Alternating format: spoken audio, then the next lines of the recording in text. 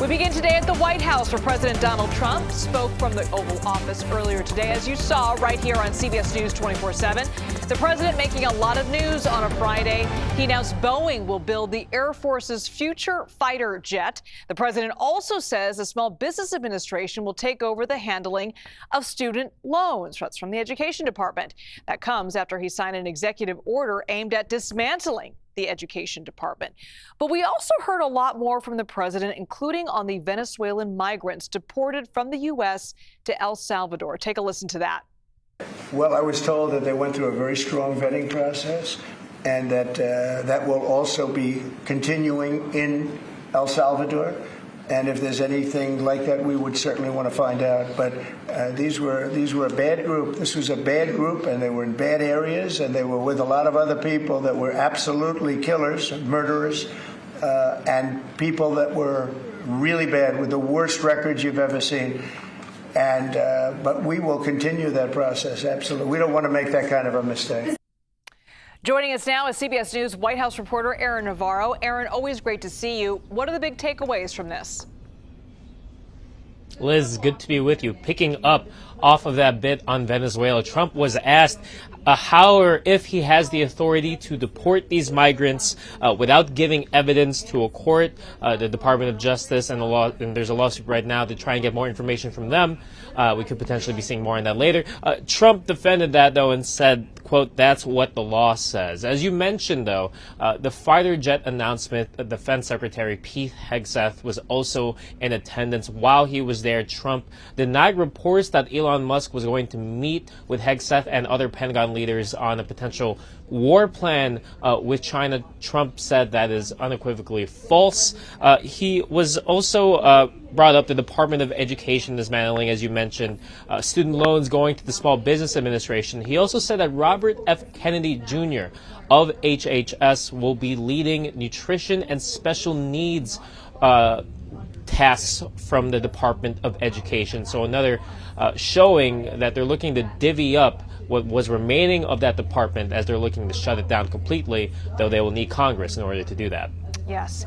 And Aaron, the president also talked about Ukraine and Russia. It's important to note this weekend the leaders from both countries will meet in Saudi Arabia to talk about a potential ceasefire agreement.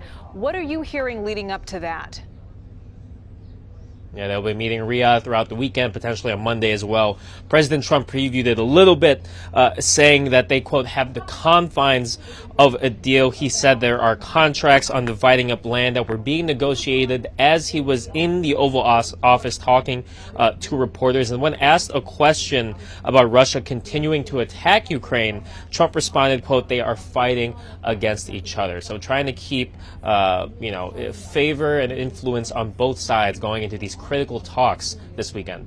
Yeah, it was one of those press conferences where he covered a lot of issues. Thanks so much for helping us make sense of it all. Thank you, Aaron. All right, let's get to CBS News Pentagon reporter Eleanor Watson. Ellie, we want to get back to the news from President Trump about these fighter jets. He announced Boeing will build the fighter jet of the future. What do we know about this? President Trump and Secretary Hegseth announced that the Air Force, that Boeing will build the sixth-generation fighter aircraft, the F-47. The F-47 over the coming years is expected to take the place of the F-22, which debuted in 2005, almost 2 decades ago. The F-47, according to the Air Force, is built with a adaptive engine so it can adjust to different flying conditions, and notably is supposed to fly with autonomous drone wingmen, combat collaborative aircraft, which will help multiply the systems of one F-47 in the hopes of making the whole program more cost effective. Now, the sixth generation program has been years in the making and was actually put on pause last summer by the Air Force. The Secretary of the Air Force at the time said that they needed to make sure that they were making progress on the requirements in a cost-effective way. The fact that Boeing got the contract is notable because Lockheed Martin had produced the fifth-generation aircraft, including the F-35, which has had significant delays and cost overruns and been criticized by people close to President Trump, including Elon Musk. Ellie, I want to ask you about Elon Musk's trip to the Pentagon today. Tell us the significance of that. It certainly came up in that press conference. Well, President Trump did say that Elon Musk did not receive a classified briefing on potential war plans against China, noting that Musk has companies in China, so that could be a potential conflict of interest. Musk was at the Pentagon for about an hour and 20 minutes, meeting in the Secretary of Defense's office. Hegseth, before the meeting, said that Musk was there to talk about innovation, that it was an informal meeting, not a briefing.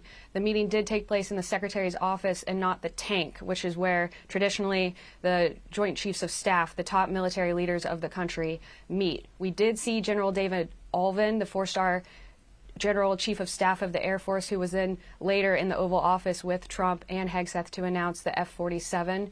We asked Musk on his way out of the Pentagon how the meeting went. He said, the meetings here are always great. You know, I've been here before. Musk is notable here right now because of his cost-cutting efforts across the federal government, including the Pentagon through DOGE, but he also has millions of dollars worth of contracts through his companies, SpaceX and Tesla, with the Defense Department. Yeah, and as you mentioned, the president said that he might have a conflict of interest when it comes to dealings with China. All right, Ellie Watson, thank you so much.